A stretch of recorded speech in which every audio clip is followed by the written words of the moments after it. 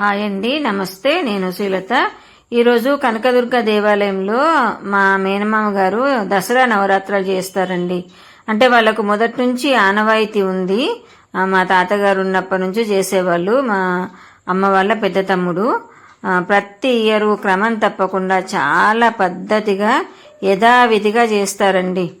అంటే చాలా ఒక సిస్టమేటిక్గా అవన్నీ ముందే అమర్చుకొని ఏ ఒక్కటి ఇది లేదు, ఇది తక్కువ చేసా పూజ అనకుండా అన్ని సమకూర్చుకుంటారండి. తనకు ఎంత ఓపిక అంటే మా మామయ్యకు అన్ని చక్కగా సమకూర్చుకొని పెట్టుకొని ఆ 10 రోజులు ఒక దీక్షలాగా ఆ అమ్మవారిని మంచిగా సేవించుకుంటారండి. అందువల్ల అసలు మా మామయ్యకు వయసు దగ్గర 70 సంవత్సరాలండి. ఎన్ని గంటలైనా అలా కూర్చొని పూజ చేయగలుగుతారండి ఇప్పటికి కూడా. అంటే ఆ అమ్మ దయతోటే ఆయన అంత చేయగలుగుతున్నాడని మా అందరి నమ్మకం అండి. అలాగే కొన్ని అలాగే యథావిధిగా పెట్టాను హారతులు, అవి చూడండి.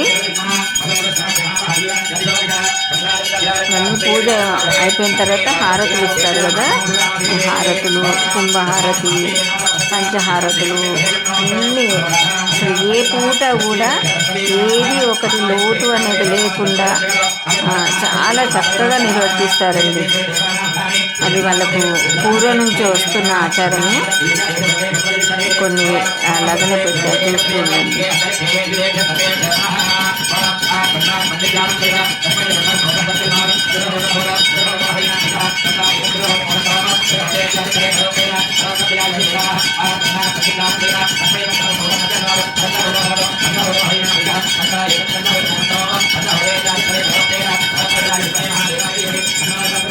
పూజ అంతా కూడా చాలా లెంగ్తీ ఉండగా నేను చాలా చిన్న వీడియో పెడుతున్నా. లెంగ్తీ వీడియో పెడితే చాలామంది స్కిప్ చేస్తున్నారు కాబట్టి నేను దాన్ని చాలా తగ్గించి మెయిన్ బిట్స్ మట్టుకే వీడియో పెడుతున్నాను.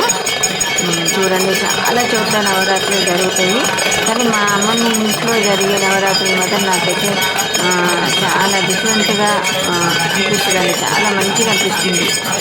ఇప్పుడు అంటే ఇంకా ప్రతి పూట పోలేకపోతున్నాం, కానీ చిన్నతనం ఎప్పటికీ అక్కడనే కూర్చొని చేసేవాళ్ళం కదా.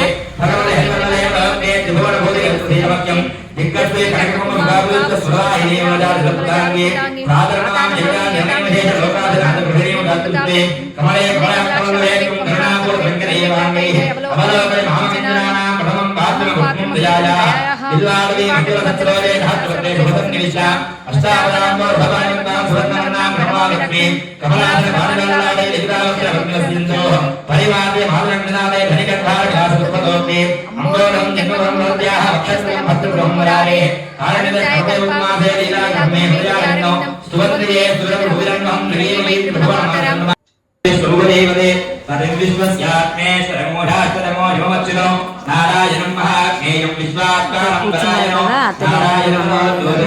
నారాయణ పరః నారాయణ పరం బ్రహ్మరత్వం నారాయణ పరః నారాయణ పరో ధ్యానం నారాయణ పరః యత్కించిత్ సర్వం దృశ్యతే శ్రూయతే.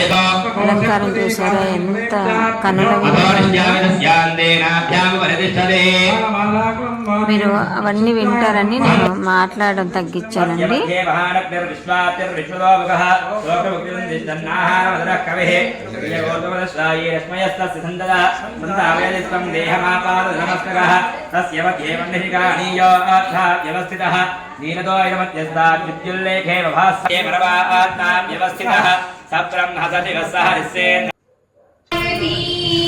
తర్వాత అక్కడ ఉన్న భక్తులు కూడా మంగళహారతులు, తర్వాత పల్లకి సేవ,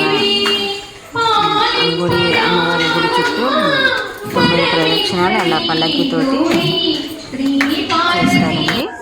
తర్వాత అమ్మవారికి జోల పాటతోటి ముగిస్తారు ప్రతిరోజు రాత్రి.